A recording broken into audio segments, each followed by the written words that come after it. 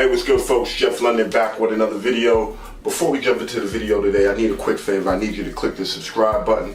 Then I need you to run over to Instagram. Follow me at King London Supreme. And then also follow me on Facebook. Facebook is Jeff London Official. Also, folks, I got my 21-day fat loss diet. This is how I got ripped. The first time I ever got abs is by doing this thing called intermittent fasting. And I posted videos about that in the past. But my 21-day fat loss is based around intermittent fasting. Alright, so I'm going to put a link in the description. It's on sale right now, so you can go to my website, quickbodysolutions.com. I'll put everything in the description. I'll give you a grocery list. I'll tell you what time to eat. I'll tell you what to eat, the whole 9 yards. Alright, so that's going to be in the link in the description. Alright, folks, today, really quick topic. We're talking about plant-based protein sources.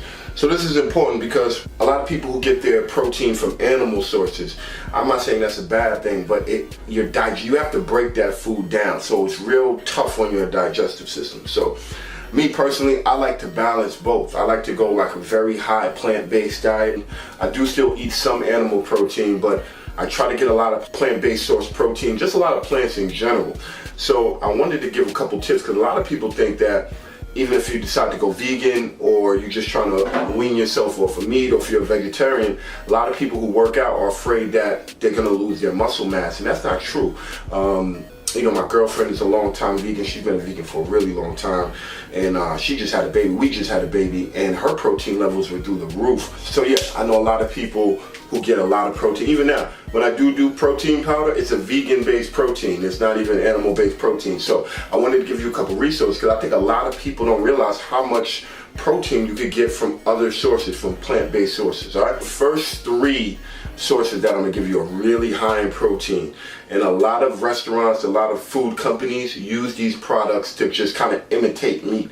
So basically, like, just to make a long story short, they have basically found a way to recreate all animal-based proteins in vegan form. So like there's this thing called fake and bacon. They make burgers, they make chicken, they make all types of products that taste similar to these animal-based proteins, right? So they got this bacon product that tastes just like bacon. They got a burger that tastes like burger. I actually have one. This is a vegan burger here. I don't have any affiliation with this company, but this is a really good burger. There's another company called Beyond Meat. They make burgers. I mean, these things taste just like hamburgers. They're amazing. Thing is, a lot of these products have soy in it. Now, soy isn't the greatest thing for you in the world, but sometimes, you know, I like to cheat. I'll have a little bit of soy, but just like anything else, anything in excess is going to hurt you, right? But once in a while, if you have a little soy, it won't kill you. But so the first two that I'm going to recommend are super high in protein, but do have a lot of soy, is tempeh and seitan. Now, these two products are used a lot to recreate just fake meat products, right? Like they can make some type of beef, anything. It's very similar to the actual animal product, right? So the only caveat with that is that there is soy in it. So have it in moderation if you do have it, because soy can do a lot of things for you. It can elevate your estrogen levels, a lot of different things. So just be very careful with soy. All right, a couple others. Quinoa. Quinoa is great. A lot of people don't know about quinoa. I just got hip to quinoa probably in the last 5 years or so, but quinoa is a great protein source that comes from plants. You know, I have quinoa in my fridge now. I always have quinoa. I love it. And it's also a good carb. It's a slow absorbing carb. One of the carbs that I recommend people eat on my 21-day fat loss program, right? The next one is chia seed. Chia seed is really high in protein. A lot of people sleep on chia seed. I have some around here somewhere. I tend to put chia seed in all my shakes. Every protein shake I have, I drop a couple packets of chia seed. You definitely want to implement that in your diet. Next one, hemp seed. I got some hemp seed protein right here.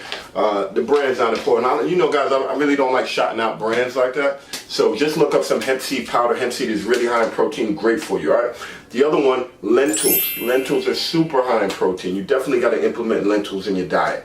The other one, wild rice. I have wild rice in my cupboard right now. Wild rice is extremely high in protein. Be careful with wild rice because it's also a carb. So if you have too much, you will lose your aesthetic if you go over the top. All right, you got to have this in moderation. The other one that's very high in protein, oatmeal.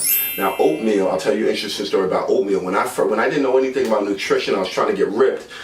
I heard oatmeal was great, which it is great. Oatmeal is considered like a superfood, right? Very high in protein. But I was just eating oatmeal all the time.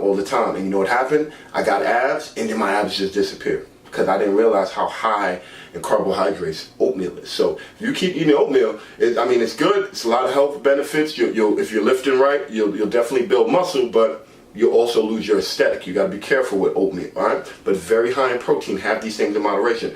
Almonds and peanuts. Super almonds are amazing. Almonds are extremely high in protein. That's why they're so damn expensive. Almonds are packed with nutrients, man, but they're really expensive. So I got almond butter. I buy almonds in the package. It's worth it. Almonds are great. It's also a good appetite suppressant to a degree. Like I know if I'm out and about and I'm hungry and I have a packet of almonds on me, that will hold me over for another couple hours, opposed to just going to the store and buying some fast food. So I definitely recommend that you deal with almonds. Almond milk. Almond milk is something that's also very high in protein. A lot of people use almond milk in their shakes. I like to use almond milk in my shakes as well, but most of the time I have water in my shakes because almond milk also has fat. That's the other thing you got to remember about almond milk. So if you do too many almonds in almond milk, you'll start picking up some fat as well. Just have that in moderation and just be mindful of that. Last two, broccoli and spinach. Broccoli is extremely, has a lot of protein in it. So broccoli is something that you can eat. It's low in calories and you can just eat it all day and not have to worry about getting fat. So make sure you implement broccoli. I juice broccoli. I haven't met too many people who juice broccoli, but I always use broccoli, man. Spinach, I juice spinach all the time. These things are high in protein, all right? So just remember, some of the starchy plant-based protein sources, you just want to be careful with them, especially if you're trying to get ripped. Now, if you're trying to just build muscle, if you're trying to gain weight, you go crazy on these things. But if you're trying to get ripped, you want to have these things in moderation.